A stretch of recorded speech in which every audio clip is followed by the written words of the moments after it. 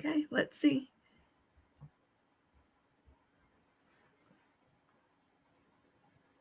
Hello, can you see us? Corn, can you see? I think we're live. Hello, anybody coming in if we are live? Oh.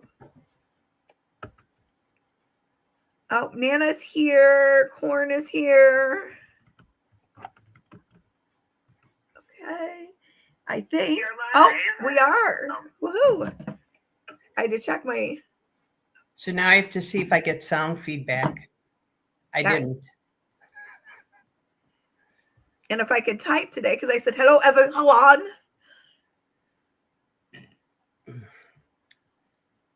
So you want to kick it off? We'll kick it off. Hello, everybody coming in. This is me, Demeter, with the amazing and awesome Style Audit 1A. She is in Chicago. I am in the frigid temperatures of Indiana, although Chicago's no better. Yeah. It's not warm and toasty. I want warm and toasty, not freezing and frigid.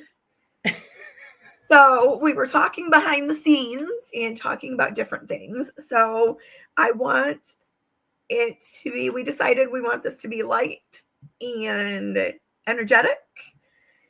And we want to showcase Style 1A. So my friend, tell us how you decided to start. Like, where are you from? Now, are you from the Windy City? Are you from Chicago? Yes. Now, have you always lived in Chicago? I grew up here and lived here as a young adult and everything. And now I'm in the greater Chicagoland area. And that is more suburban. Because you know what? That's where I got dropped. That's where life dropped me. So. And that's okay. You are in the greater Chicago area, and that's good. That is a good thing. Some of our people are in the greater Chicago area, not right downtown, and that's a good thing. Yeah. For all of us to be spread out. Oh, I see our people joining us. Yes, you see our people? Scooter, I have a little video for Biscuit. I'm going to send you. Biscuit the cat.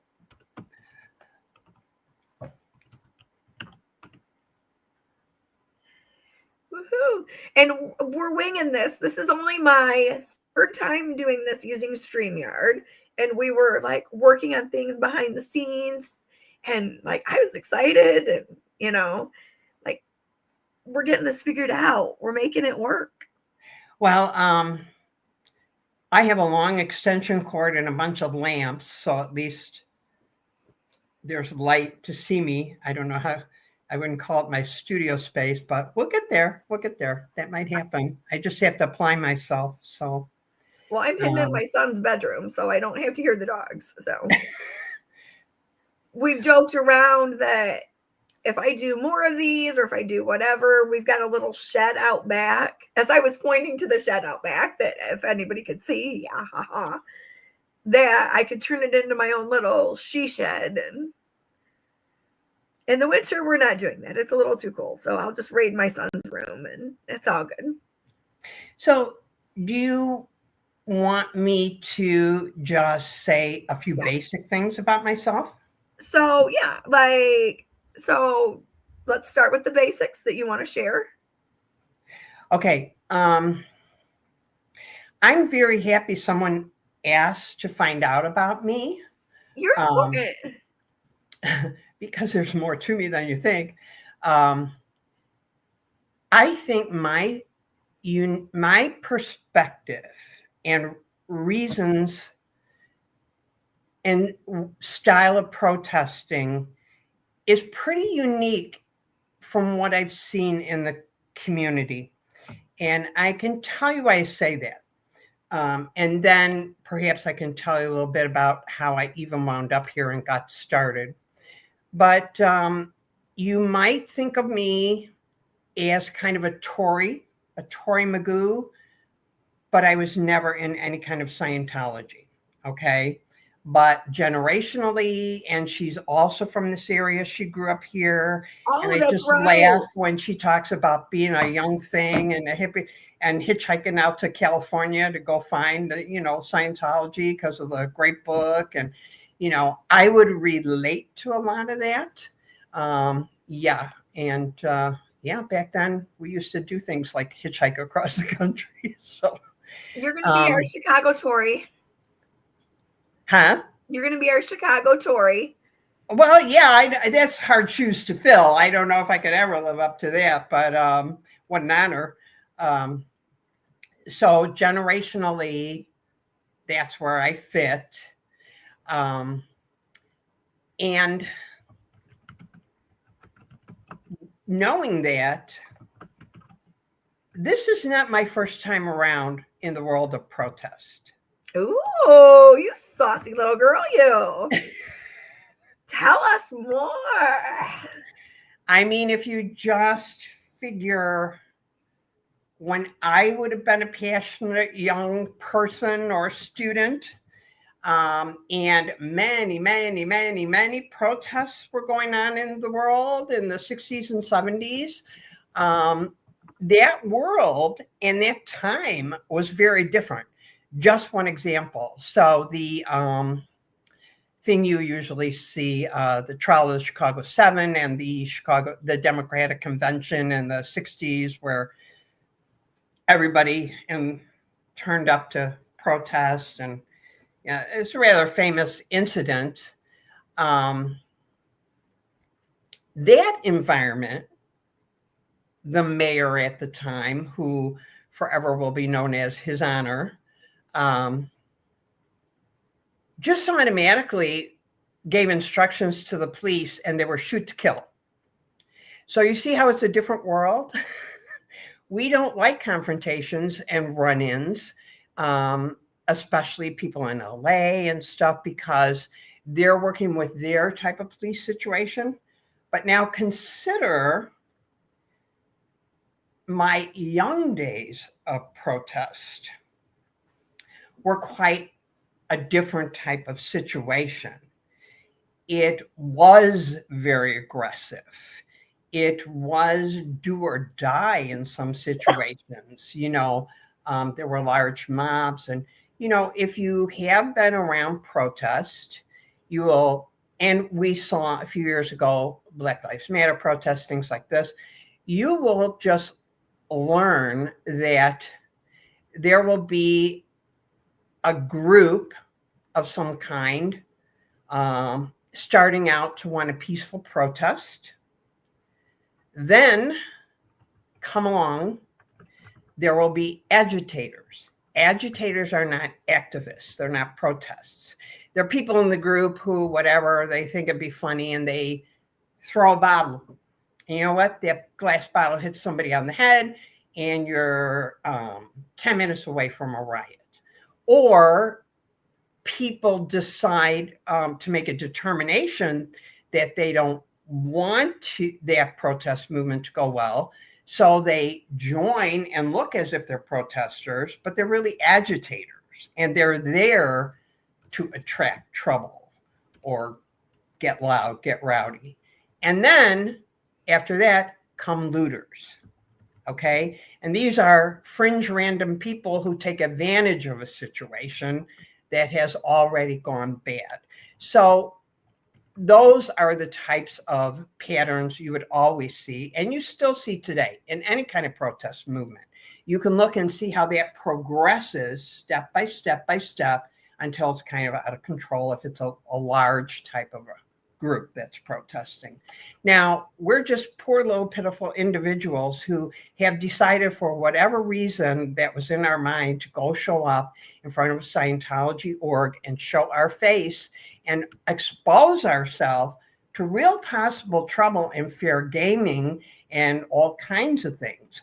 So we're still brave, but it's just a different world. Oh, 100%. And I do have one funny story. Tell us. So I would say I've been following the anti-Scientology movement, the neo movement, for 1 year and 3 or 4 weeks. So right after Christmas, I happened to be getting interested in social media for other reasons, and in my algorithm popped up some channels, that were top to pop up on Scientology. And so I digested those and saw more. But I will say the first things I saw, of course, as we know, were Hollywood Boulevard right after Christmas with like Jessica and Chris and Streets and all those people in LA. Now, a few years ago, I was residing in those neighborhoods. Like in the Cali area? Yes. Oh, that's funny. Yeah. So like East Hollywood, Hollywood, West Hollywood, North Hollywood, I'll just leave it generally like that. So I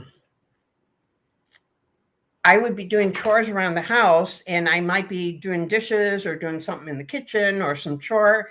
And then it occurred to me, well, I could just prop my phone up here on the shelf and I can, I'll just watch because I want to see if they're all still wearing hoodies in LA. Do you know what I mean? That was my biggest shock. There's like no fashion out there. It's like, no, there's not. Hoodies. Everyone's going to be in hoodies, and that is it. And you can get fashionable hoodies or more fashionable hoodies or less fashionable hoodies. I don't necessarily know the difference. But at the time I was living out there, I didn't have a hoodie. So I was like, let's see if those people are still wearing those hoodies, or let's see what the weather is, or let's watch this guy walking down streets from a neighborhood that I know quite well. And so I was entertained just by, as if like your friend was driving in an old neighborhood where you grew up and they're filming, and you'd be like, oh yeah, let's see the block where I lived, or let's see that, So it really started basic, okay? Not extra, basic. And that's how I started digesting. But then, because my core background is in science, so it's like, let's research, So I started just digesting way too much content for research and for learning.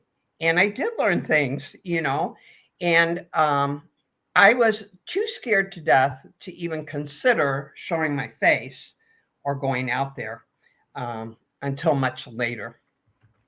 So that's my year finding out about anti-Scientology protests.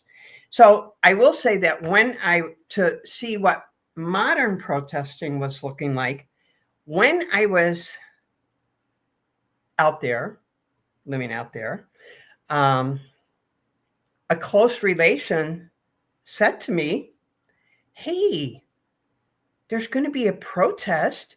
Some people are thinking of going. Do you want to go? And I was just like, oh, I can't believe it. My heart's beating. Someone thought to ask me if I wanted to go to a protest. After all, 50 freaking years, Yes. And I was like, really? I can't believe it. I'm so happy with you. Really? Okay. All right. And this person's like, well, I'll be available after work, and we'll go this place or whatever. And so I'm like, okay, wait now. I have to go home. I'm going to change into my really old clothes and oldest jeans, because we're probably going to be laying on the street, and, we don't want to get wrecked up. And I will just do this. I'll do like all the old things I'm thinking of, like the 60s protests, right? Like the real deal, old school stuff. Yeah. And this person is just like, well, I don't think you have to do that. I said, well, what if we're like laying, you have to, like, the things would be like, if you completely lay dead and still on the street when the police are trying to get at you, of course, from what we've seen recently about the war situation protests on UCLA and everything, I think we're back to the 60s again. But This would have been about the time of, and I'll just say it, the kids in cages. Okay. Incidents. Yeah. All about that time. So this was what was the point of the protest. So I'm like, oh, okay, or whatever. So the person takes me, and this was my shock, takes me to a corner in Beverly Hills where there are local residents who all seem to have very tiny little small dogs on leashes standing around with the pose, chit-chatting, and some people on the corner with some signs saying honk or whatever, and leading the typical protest chants, what do we want? Blah, blah, blah. What do we want? And then every time a car would honk, and quite a few did, the people on the corner with the little dogs on leashes would all go, yay! It was like, are you sure this is a protest? That's not what you were thinking. It's not. After 50 years, I didn't know what to expect. I like to stay relevant. So, so that was my second experience with protesting. And that person was telling his friends, yes, she's here and she seems to think that she's a 15-year-old Amish girl on Rumspringa. That's what she's doing. So I'm going to take her here. And then he reported to all his friends, he goes, yeah, she's particularly disappointed because she did not get to flip a police car. So, unfortunately, I will just tell you this. Modern cars have completely different suspensions than they did in the 60s, okay? Where two people with two fingers could flip a car upside down if it happened. I would never would know about it, but I'm just saying, in those days, it was a different type of protest, right? So I absorbed everything. I tried to learn. And then I was excited with everyone else when we were watching Austin and getting involved. And then somebody finds the paper, right? And says, wait a minute, they're doing the same thing in Chicago. We got 2 weeks, and I was like, so, and of course, many of you were able to attend and everything like that. But at that time, I was just not in any kind of position or maybe mentally ready to, be there. I procrastinated a very, very long time. And then I thought, well, I could wear masks and I could wear sunglasses and I could do all these things. But then in the end, I had to fall back on my basic attitude. And I'll tell you, I'm a breast cancer survivor, right? So at some point after that, I just looked at my life, and that's how I wound up in California, because I thought, I need to run away from home. So I'll go to California. I just said, I'm sitting in a dead-end job, and and it's just going to be like this forever. And, what am I doing and what's really important to me? And I've evaluated that, and I quit my job because something was going on. I was just like, you know what? I'll give you my notice now. It's effective right now. I'm leaving. And I immediately went to Walmart and I bought a bunch of plastic tubs, and I went around my house and I said to myself, okay, like when you were a student or you're leaving home for the first time or moving out or whatever, and you just had a few little things that you collected and you didn't care because you didn't really need things. And, I was like, I went through the kitchen. I was like, one pot, one pan, 2 plates, 2 forks, 2 spoons, like, ba, ba, ba, ba, ba, ba. And I went through my house and I packed it all in plastic bins. I shoved it in the back of my car. And I drove and I called a person who's a relation, and I just said, oh, hi, I was just wondering, how would you feel like, I don't know, like if I just showed up at your door or something like that? What would you think of that? I was already halfway across the country. And there was a long pause on the phone. For how long? So I wound up there. So that's how I wound up there. And I just, after that, my whole attitude was, I'm going to dress the way I want. I'm going to wear purples and plaids and pinks and a tear in my hair, or I'm going to do what I want because I don't care. I'm free. I'm not make bait. I'm not out to impress anybody. And so eventually, finally, I was able to just tell myself about that. So I went and reconnoitered the 650 North Clark. I went down there, but without my camera, and I just kept walking back and forth, walking back and forth. And then I remembered what Wendy said. He's like, just show up and just hold the camera. You don't have to have all this channel or anything. And, they'll pull down their shades and everything. So I walked up and down the street, back and forth, past the pizza place and past the Dunkin' Donuts, like this little old lady, with a mask on and my phone. And then sometimes I would just hold my phone, and sometimes I would be embarrassed. I was pretending I was having a conversation. And so, do you know who was out there? My favorite. I don't know if you know that I always remark that's my favorite, or he's my favorite. Aww. It's Chad, the fluffy Chad. Oh, yes. He was a body router at first. So I'm doing this recon, and it's a recon mission. I'm just checking it out. You have to check out your location, check out, do your perimeter, your perimeter walk and, all that before you go out on the street, right? So I'm walking with my phone in front of my face, and who's out there but our little fluffy Chad. And so he kind of comes out and he's standing by the door and he's looking at me. So when I walk by him, I go like this. I pretend I was on the phone like they do now. They probably picked that trick up for me. And I go like this. No, I don't know what I want for dinner. How about pork chops? Just insanely just trying to figure it out. So then finally Chad comes up to me and he goes, I see you've been walking up and down here. And he hands me like the pamphlets and the cards. He goes, I don't know. Do you want a card? Do you want a pamphlet? Because he couldn't figure it out. He couldn't figure it out if I was filming with my phone or if I was just being weird and walking back and forth in front of him.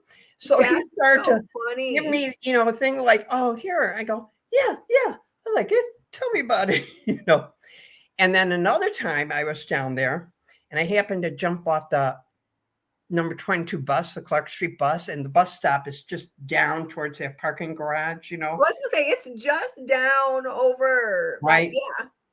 And just as I stepped down off of the bus, walking down the street, again was Mr. Little Chad, Fluffy Chad. And so we literally bumped into each other. And I looked at him and I'm like, oh, he knows me now. So I quick grabbed my phone, but I had no time to turn it on or do anything. And I held my phone up.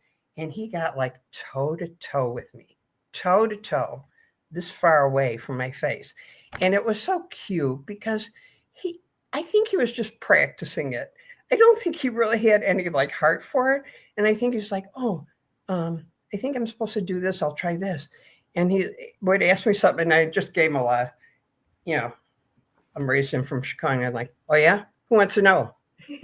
What? And he'd go, what? And I go, what? And he'd go, what? And I go, what? Who? And he'd go, what? And it was so stupid and ridiculous. And then finally he gave up and walked away. I don't think he confronted and destroyed me or anything. So I had run-ins before, and then I just said, I'll make a channel. But the thing was, I do not prefer to go alone by myself, just in case something happened, because I'm stuck. I don't have anyone to aid me in that situation. So I've had limited, I've tried to make some videos, and I will tell you what I saw happen in Chicago, given the fact that I have more of an aggressive background. At least I'm familiar with different types of protests and styles. But now I'm an old lady who doesn't want to get in any trouble and have anyone take my stuff or arrest me. I tried to go when some people were there, and I witnessed something that you guys in Chicago all know about that just made my blood boil and said, that's it. How do you make a YouTube channel? How to make a YouTube channel. And it's simply because you have to understand, when I left home for the first time, I could not, by law, get a charge card. I could not, by law, sign an apartment lease. I could not, by law, do any kind of legal document signing without a man. Which is crazy. This is true. People don't realize it was like mid or late 70s before they got rid of that. So actually, one of the first apartments I got with a girlfriend, we both had good jobs, we're both like fine and respectable and everything like that. We had to connive the guy she was dating to sign as a third person on the lease.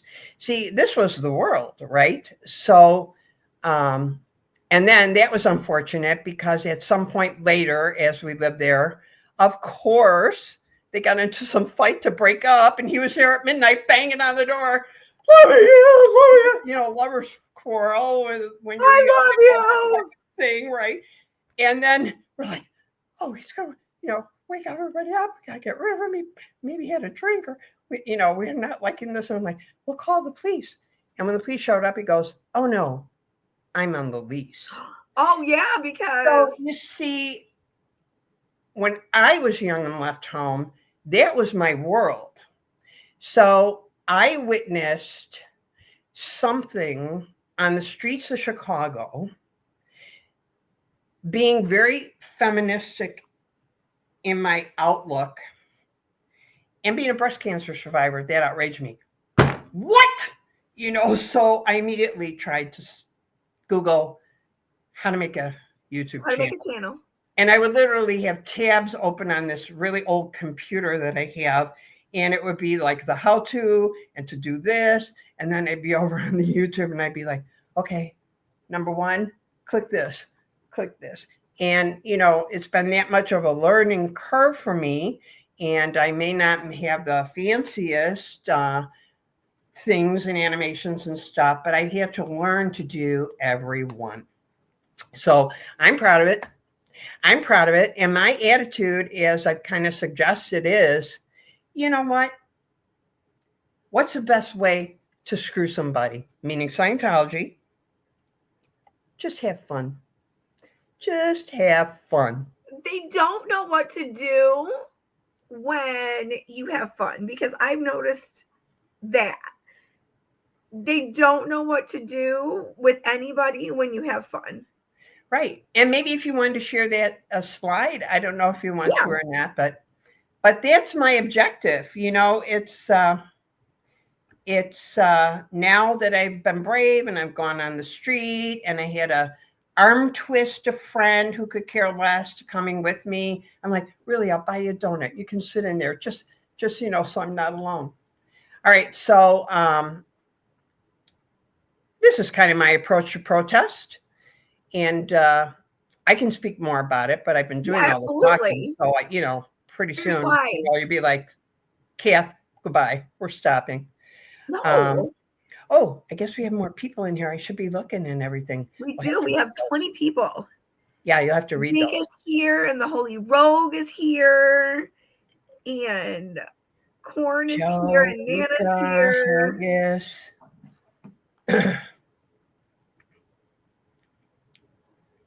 Awesome.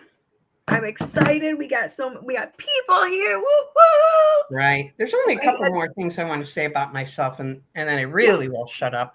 But if we look at this, this is my approach to Scientology, because here I am ready for Target 2 to go see Zeno. And humor has long been a powerful tool for resisting oppression and confronting evil, as it disarms power, it'll mobilize a community, and you can communicate a complex idea in a very simple way. Okay?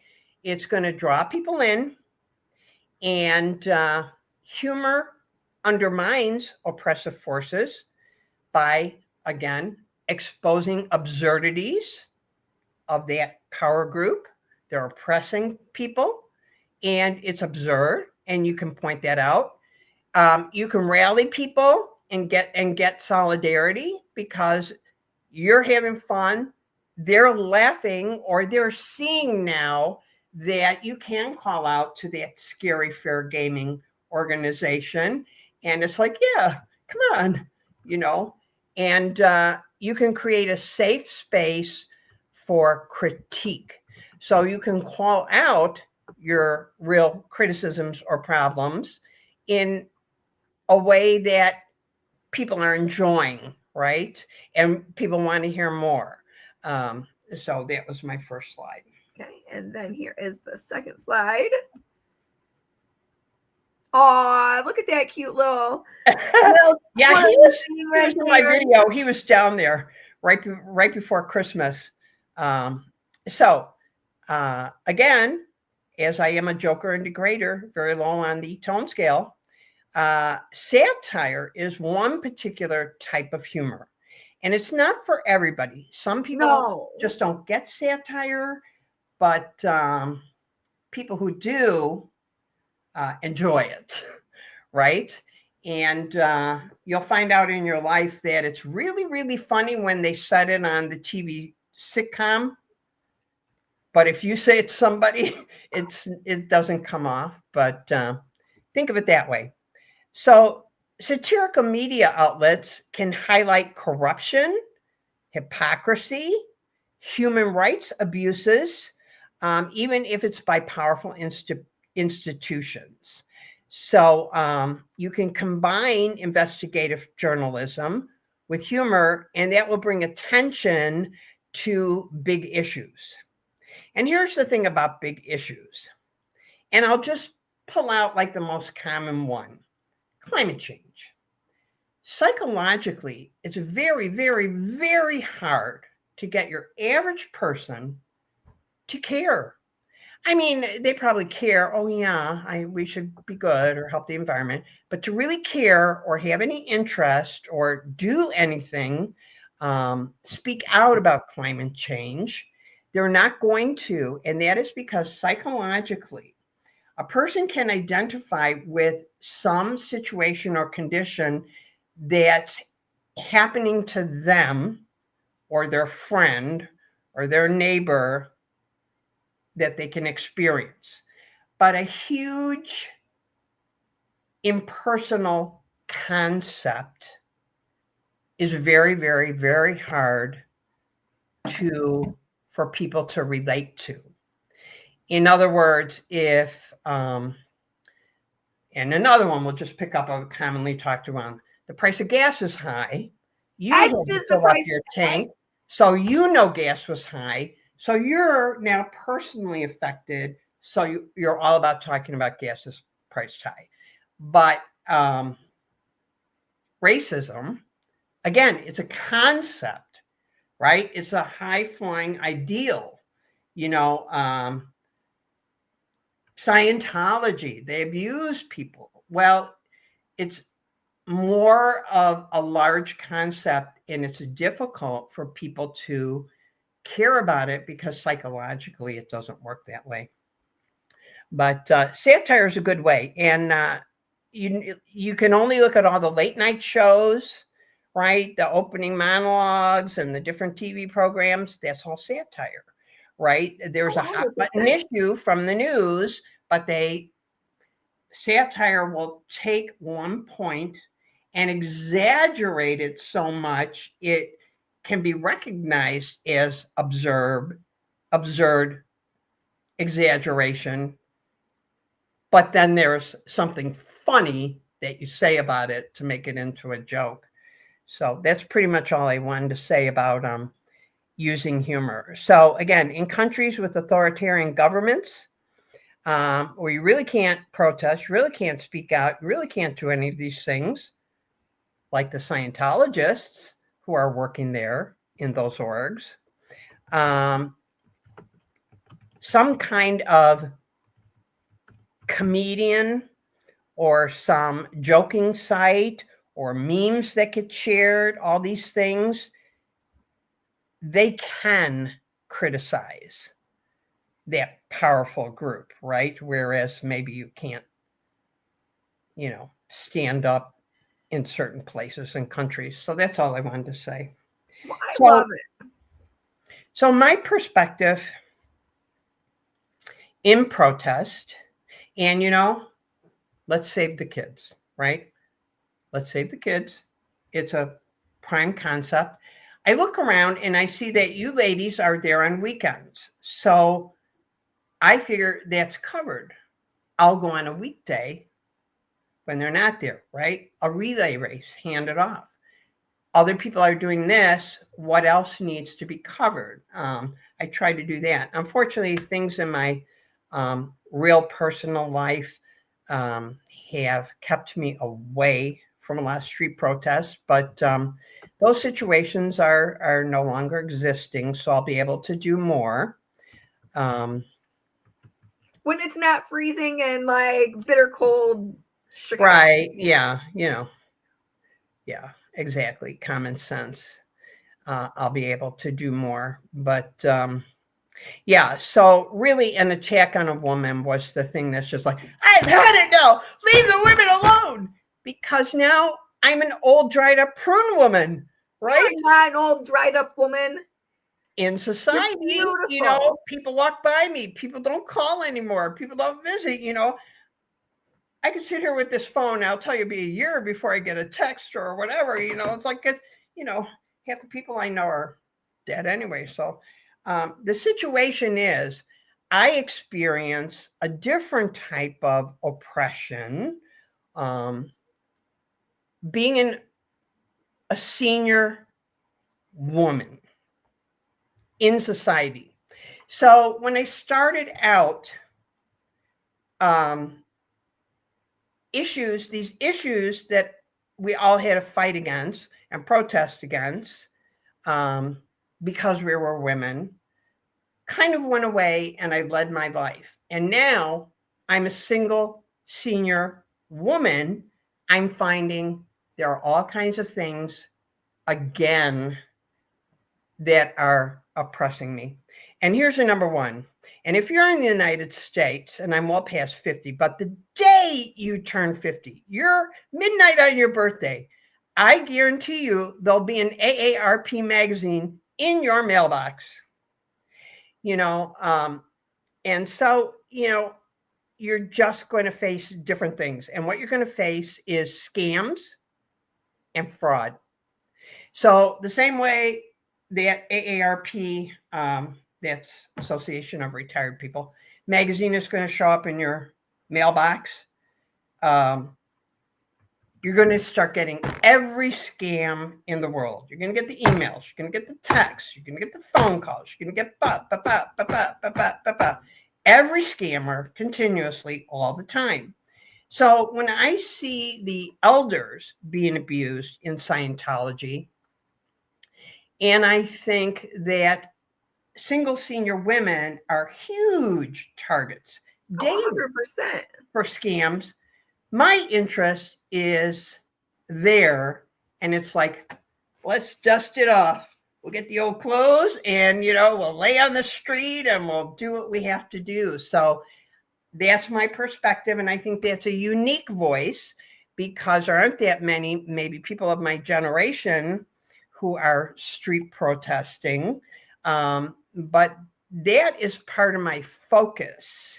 So when I hear people asking me to make them leaders, saying, we don't need to hear from miserable, childless cat ladies. I may or may not have a cat. I may or may not be childless, but I'm not miserable. I just have other seniors in the community that for whatever reason, and it's not important the reason, But it's don't important have to you, though. 10 family members living in the same house or down the block. Do you know what I mean? And then it's like, who will drive you to the hospital for your test? Who will watch your dog while you're this? Who will bring you a grocery? Who will do your thing? Senior women who are single or alone or not that close to proximity to, you know, other people that might be in their life. And all the rest of your friends, they can't drive. They don't have a car. Their eyes are bad. All these things start to happen when you're a senior.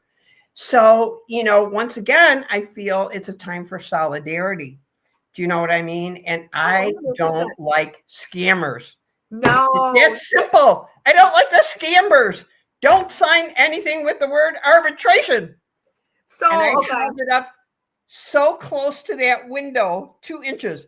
Don't sign anything with the word arbitration. So I'm a goofball. I'm goofy, but I have a unique voice, and other people cover other aspects and protest for other reasons, but we need everybody, and we need every unique voice. And yeah. Well, we need everybody, because everybody's stuff is different, and if we can make it work together, then that's what we need to do. We need to share everybody's experiences and make it work together, because how somebody else does it is different than how somebody else does it. And that's how we're going to make a difference, and the other, I am passionate about those freshman kids. Like those freshman kids, like they don't know anything, and they're trying to target those freshman kids, and it's like, no, those are kids my age. I got to make a short with all my collection of my photos of googly eyes. I got 4 or 5 one I love googly eyed photos from the kids. So I got to make another short. You absolutely do. And I love, like, when I was looking at one of your things and you had like your sign that had like the silly spinner, and I'm like, that's a really good idea. And it is so sad too, because I try to lug all this junk around, and it's an all day effort. I have to leave very early in the morning, and I have to get the friend, I have to do all these things. I have to make my way downtown, and and then repeat that all to get everybody home. So it's a whole day event. It's not just like, oh, I think I'll run over this afternoon, and No, I drag all this stupid stuff, and it falls over, and it blows over, and it doesn't stand up. And you know what? Because I'm old, I don't care. I don't care. But whatever. My stuff falls over, whatever. I made the effort. But you're going when you can go. Yeah. And it doesn't have to be an everyday thing. You're making a difference in what you do. And that's the main thing. Well, I mean, I really appreciate you, noticing it or asking me about myself. You're the person who asked. So here I am. I'm sorry, I'm just yakking and yakking and yakking and going on. I know. No, this is to highlight you and to showcase you. And for everybody who sees this, however many numbers we get or however this goes out, everybody needs to be showcased. Everybody needs to be highlighted. Everybody needs to have their voice heard, no matter who you are. Because if you don't feel like you've made a difference, then you're not going to want to go back out. And we have to keep them on their toes, because if we don't keep them on their toes, then I'll go out just because it's fun. I mean, the first thing I always do is hold the sign to the camera. It's like, oh yeah, nobody else knows what I'm talking about unless they're super into the Scientology movement to even understand what my little sign is about or whatever. But you know what? I hold up that camera. It's like, you do. I know you know what this sign means, and And that's fun enough for me.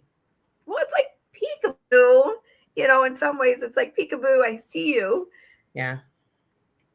Now, unfortunately, this summer, I suffered a loss, a very important loss. Oh, I'm sorry. So, that disrupted a lot of my plans. It's not like I didn't plan to do more. It's not like I'm not one of the Chicago protesters, but I am. I'm a But you protester. I'm in are. Chicago, and I don't mind keeping my head down and staying to myself or whatever. I mean, but I did suffer a great, very close personal loss. And that person was a Vietnam vet and was PTSD 100% disabled. So, and also not well physically. So, Well, and that's the hard. last year was involved with care. And then this summer, unfortunately, was dealing with that. And then all the things that follow after a After a close friend or loss. partner dies. And I remember that person had to go to a nursing home and then had passed. But so I understand wackadoo. Do you know what I mean? Well, I okay. understand it. And I really don't need anyone to offer me anything about, you could do this or you could do that or whatever about that type of situation, because when you've been in a war experience that overwhelmed your mind and you never really get it 100% back, that is its own situation. So I know a lot about all that stuff. Do you know what I mean? And I'm as wackadoo as anybody else, and I'll just claim it. I claim my wackadoo. Yeah. And it's okay to be wackadoo. I'm a wackadoo.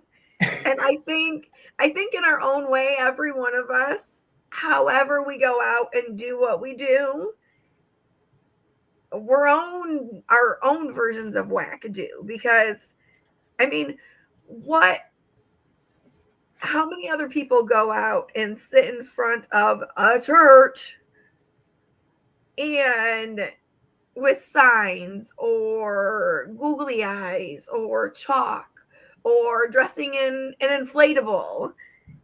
It takes a I special know. kind See, of I pick up on that wackadoo. right away. I'm like, yeah, dress up like freaking South Park and stand in front of that camera.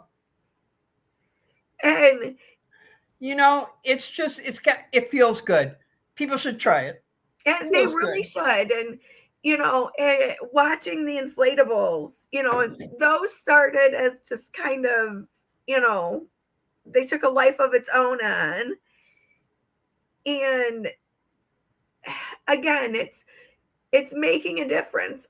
Like, I really think no matter if it's Chicago or somewhere else, we have to figure out again how to make that difference, because how else are we going to make a difference if the wackadoos don't come together and do something? I mean, we just have to make a difference. And that's the thing at the end of the day is, in your way, you've made a difference. Well, And thank you.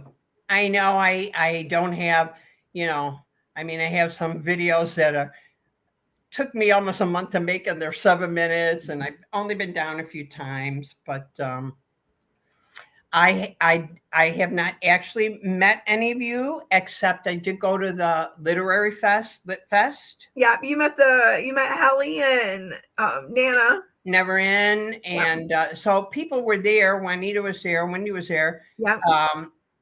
but nobody knew me. I remember I walked by you guys, and I was like, "Oh, I forgot which one you are. Which one are you?" It probably sounded like, what kind of bee is she, you know? But the thing was, two of you tend to only show what's in front of the camera, and you never turn it around and look at your face and goes, yes, I'm standing here and I'm doing this. So we don't, I may have watched a lot of your content, but you don't always show your face. You usually never show your face. So then it was like, oh, I know these are the people, but I don't know who's who. And, you know, I was there at one time when Wendy was there. So I have encountered the other protesters, but I have not actually ever met you. So, well, once the weather warms up, we're going to have to all, you know, we've already said to you, like when we did our last one, that, you know, you're going to have to dress us all up and go to vintage shops. And that would be fun, actually, because it would be really silly. And we can decide who everybody wants to be. Yeah, it would be really silly. You know, and we definitely need to do that once it warms up, and corn's laid up minus a foot right now. So, you know, Yeah. And again, it's, you know, bitter cold and, you know. But I think I've given everybody an indication of what I think, where I'm coming from, and what I intend to focus on, you know, and that's making Scientology a laughing stock. And you know, because when you belittle them with humor, they don't know what to do. They don't have power if they're a laughing stock, right? If everyone's laughing at them, where's their power? Where's their fierceness? People aren't scared. They're not cowering. They're not, you know, confronting defeat. You know, oh, I'm defeated. I mean, we're laughing at you. We are laughing at you. So that takes the power away immediately, right? Because they can't have the power. They can't. If you take their power, then what do they have? They have nothing. Then they have to try and figure it out. But most of them don't seem very, they don't get humor. I mean, there's probably some that are humorous. It's their fault because I'm laughing. Yeah. You know, it's very obvious why I need my emotional support vegetable, I think. I just have, you know, I don't know. Again, we just, in our ways, we all have to make a difference. And you're making a difference. I hope you know that. I mean, granted, you don't go out a lot, and you've shared that, but I haven't been able to go out right. A lot. And, you know, once it warms up, you know, we can get you out there and we'll make it work, and we're gonna have fun and keep them on their toes. And that, to me, is another thing, keeping them on their toes, because if we don't keep them on their toes, oh yeah, then they get right out there and take over the street. They want to take over the street. We're not going to let them take over the streets. But the cabbage will not let them. No, with googly eyes. Exactly. Did you want to look at any comments or anything? I'm so new to this. The few times I've been out there, I had like maybe 2 people make a comment. I'm like, could you just at least tell me if I'm live? Anybody? So, but I know that you have other people that. Well, this is all new for me. Like, this was not my circus. I mean, I have a circus and a monkeys, and, you know, I wasn't planning on this joining the circus and the monkeys. So, and then it's just kind of fell into circus and the monkeys, because why not? Okay, let's see. So, I guess now is where you can make all the trash talk comments. Like, I mean, everybody's just like super supportive, and they're saying, you know, you have a lot to offer. And I'm going through the comments right now.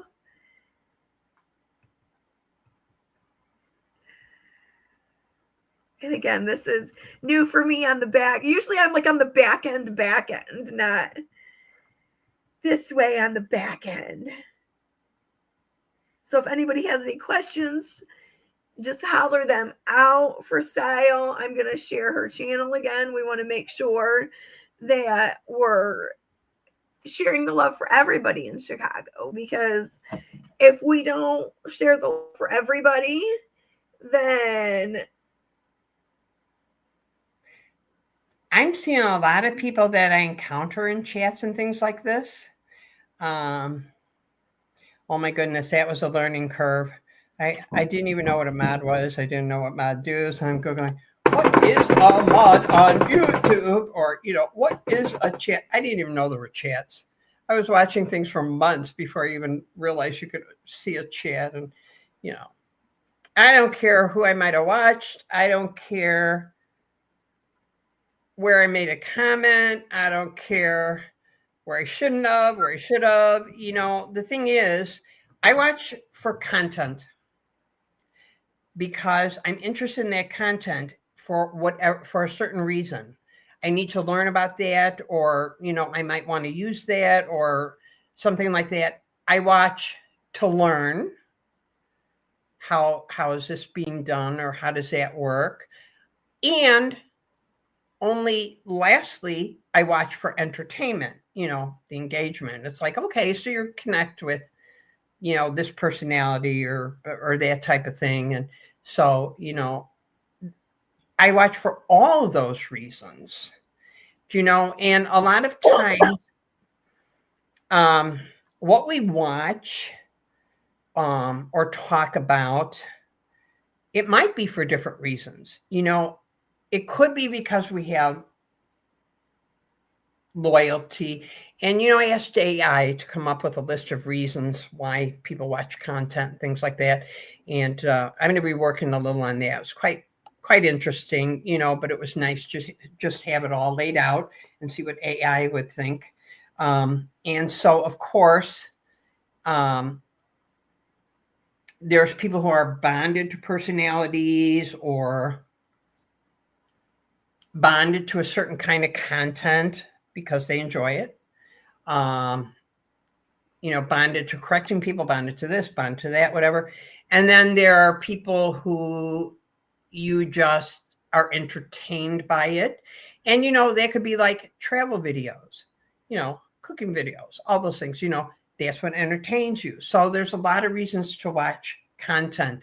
And also, sometimes you want to see what this one is saying, but you also want to see what that one's saying.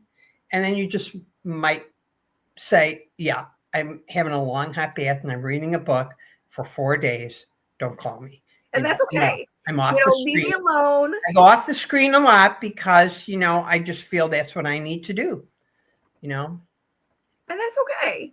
I mean, It's not that I don't love people. It's not that and there's so much good content and so many small channels that I just almost am overwhelmed with the amount of stuff I do want to watch. And I do want to click a like. I didn't know for the longest time until a big streamer said, oh, and make sure you like. It helps the algorithm. And I was like, oh, really? Is that how that works? Okay. That's how that works. I mean, I came from zero knowledge of how any of this works. I don't know the etiquette. And, I'll fumble my way along. And I'm winging it right there with you. My biggest thing is I think that all the small channels out there, the small groups, they need to be highlighted in their way and share the love in their way, because I feel like the small channels get kind of lost in the shuffle, because you have the bigger channels and they're doing their thing and getting all fancy with the whoosy whatsies or whatever, and that's okay. But we need to support the love with the small channels, like with you. Right, I've done what I could, and that's what I can do, and another time I can do more. And honestly, in the very beginning, I thought to myself, like seeing Jessica and some of these people, it's like, yeah, I'm not a young blonde 20-something TikToker, so this is not going to go. But then later, when I found Tori, I saw people that some might be surprised, took time and sat down with Tori and said, here, we'll show you how to do this thing. We'll help you out. I need people to show me how to do a few things, but I haven't encountered people to actually help me show me.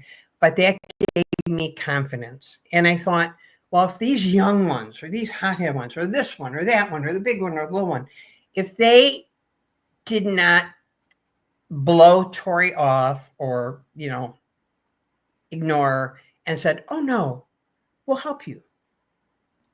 And quite a few different people were by to help her. And I thought, you know what? I can do it. And you I'm are not going to doing get it. laughed, joked out of the world. And, Well, and again, like we talked about, if you can find humor in things, then that's what makes the world go round, is humor. Because you can't, if there's a time and a place to be adult, and there's a time and a place to make it a little more lively and a little more enjoyable. And I don't know, my life is making glitter and making it sparkle and shine, and we need to sparkle and shine for everybody in our own ways, their ways. right. And, I will tell you this about small channels. It wouldn't be able to be called a movement if there weren't dozens and hundreds of small channels popping up here and there in every little place, in every country, in every little city, in every little town. It would just be a couple of people talking about it, and that would be it. That's not a movement. It's a movement because here, there, everywhere, the average person just decided to go out, and if they even only make one video or, stop by one time, they're popping up everywhere, right? In this 1 year, what do we have, like 250 more new small channels and everything like that? And now they're blanketing the country, internationally, everywhere. That's what makes it a movement. 100%. If there weren't all that, it wouldn't be a movement. So you move even one or two, But those one or two move, you're one affecting or two the more. movement. If it just is one guy who protests, or is it a movement? And if it's a movement, this is going to rise to the top of the mind of public opinion and bring it to their forefront, top of the mind, and get notice. And this is what's going to make a difference. The network, right? When you look at a net, it's all knots, right? But if even one of those knots come loose, the net is not effective. It's broken, right? So we are casting a net, and that's what makes us a movement. So every poor little channel and my little channel, and hate me or love me or don't care about me, but all together we're casting a net, and that's what makes it a movement. And the viewers. If there were no viewers, it also wouldn't be a movement. So I know we've gone a long time, and I just rattled on and talked a lot. So Well, and maybe we again, should say good evening, good night to everyone. But there was no, like, when we talked, there was no, I just, again, wanted to showcase you and have you share your story, and this is just a part of the story for you. This isn't even everything. Well, now everybody knows everything about me. So next time they see me. You're a rebel protester. What? I said you're a rebel protester. You started out, Not my first circus. Not my first monkeys. We can all, bring our circus and our monkeys all together. And yeah, I have so many things planned. And I'll just be dragging a bunch of stupid props out there that I'll fall over. But you know what? I'm going to have fun. And that's okay to have fun. I had a lot of funny ideas. I'm going to do it anyway. So. And they're not going to know what to do, once the weather warms up, and, there's all these, crazy women out there. And, hopefully we can wrangle. I have all the parts to my Target 2 Quickie Wash car wash thing that I'm going to assemble out there. So, we can have, I'll let people go right into Target too. Bypass exactly. the door here, go right through here. So, Come through here. This is my car wash. yeah, this is my car wash. You're at the car wash, baby. Yeah, we need some music out there. We need a lot of music. And see, I've always thought that. I'm like, man, it's kind of. Next time I go, I happen to see a comedy thing, and it's what do they call it? Not safe for work. Oh yeah. Comedy. But it was brilliant in its own way, and there was something in there I'm going to steal, and so Ooh, I can't wait to go out there in no. person, because every time someone comes out of the door, I'm just going to stamp my foot and go, preposterous. That's my new word. They That's won't all know I'm going what to do. to do. Just to tell everybody who walks by, preposterous. They won't know what to do with it. Preposterous. That'll be a big word for them. Yeah. I think it's best when people can't quite figure you out. So, and that's the fun thing, is to keep them, again, on their toes so they don't know what to do. And yeah. And also, I just want to say right now, so we'll get the grift in. $75 or the cabbage gets it in the head. Well, come on, Exactly. And again, if you can't find the satire in that, exactly, then that's okay. Well, thank you so much for having me on. Anytime. I hope I didn't, No. bore everybody, but then I don't know. I just said I didn't care, so. And see, I don't, I'm not in this for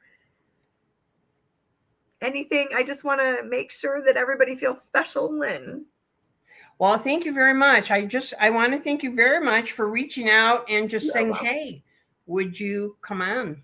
Would you do a thing with me? So I appreciate that. Anytime. We'll have to do it again. Yeah. We'll have to come up with some fancy things, and you can, maybe pull out a googly thing or two. Or my deck of cards, my critical thinking deck of cards. Oh, yeah, because we talked about that. We'll do that another night. Next time. I have a deck of cards here, and it's kind of like a drinking game. You can watch some content or chats or whatever is your pleasure that you want to watch. And then every time you see a logical fallacy, you pull a card. And say, here you go. Take a drink or pull a card. So we have a deck of cards here with all the logical fallacies and cognitive biases on them. So you want to talk critical thinking? We'll start. We'll start with logic. We'll show you critical thinking. And I figured out how to, I was proud because, I figured out how to screen share. So exactly.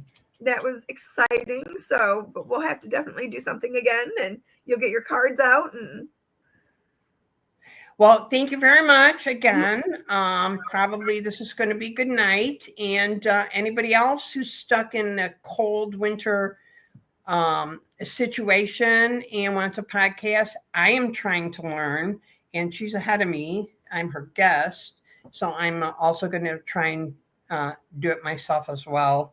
And I'll come on we'll with see. you. I'll be happy to talk to other people as well, and we'll go from there. So thank you. But thank you, everyone, and we will talk to everybody later. Bye. Bye.